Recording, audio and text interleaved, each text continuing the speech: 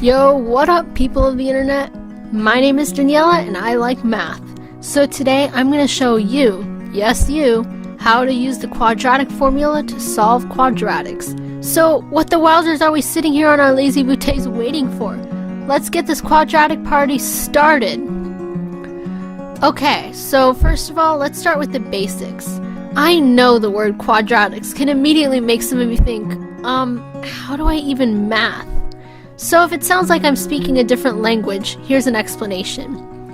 If you've ever heard of linear equations, y equals mx plus b, you know that you can graph that, and it's pretty easy.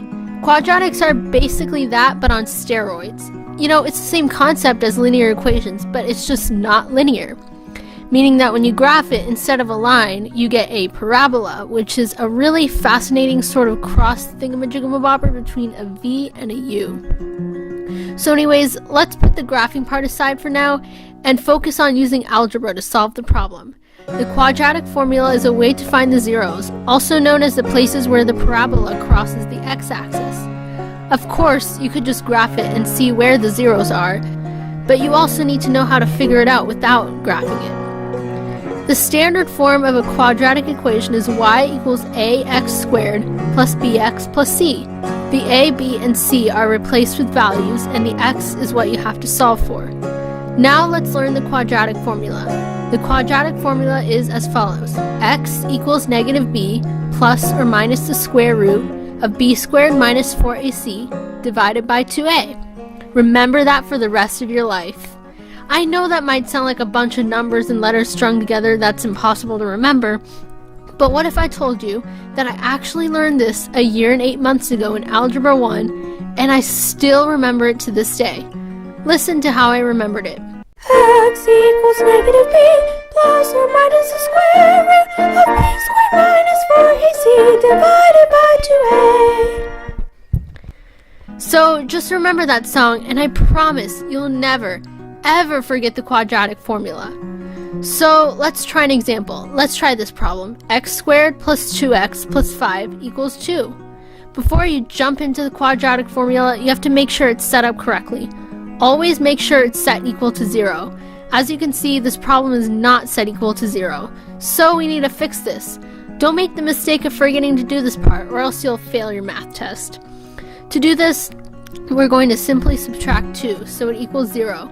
But to be fair, we need to subtract 2 from the other side. So now we have x squared plus 2x plus 3 equals 0. Perfect. Let's remind ourselves of the quadratic formula. X equals negative b plus or minus the square root of b squared minus 4ac divided by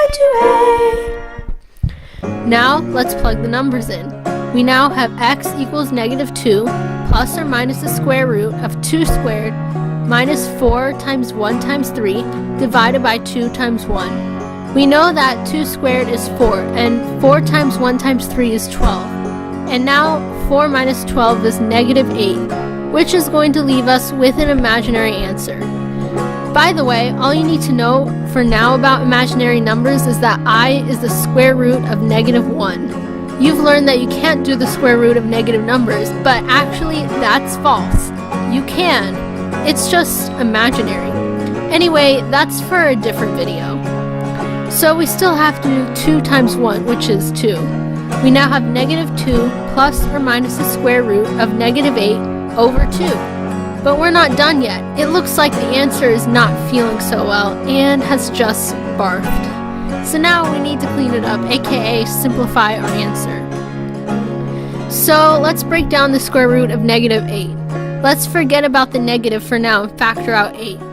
We need one of the factors to be a perfect square, so I think 4 times 2 does the job.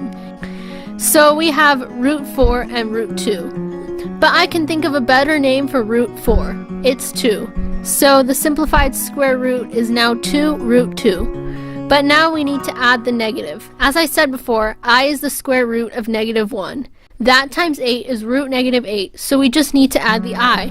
So now we have 2i root 2. Now let's simplify the fraction. Negative 2 over 2 simplifies to negative 1. So our answer now is negative 1 plus or minus 2i root 2. Now you try some on your own. D squared plus 2d plus 3 equals 4d. 5z squared plus 2d plus 4 equals 4z squared. Yes, the variables are different. Just treat the d and z like x and solve like normal. And also, don't forget to set it equal to 0. That's very important. Thank you for learning about the quadratic formula with me. I hope this helps you. Until next time, peace out, y'all. Woo!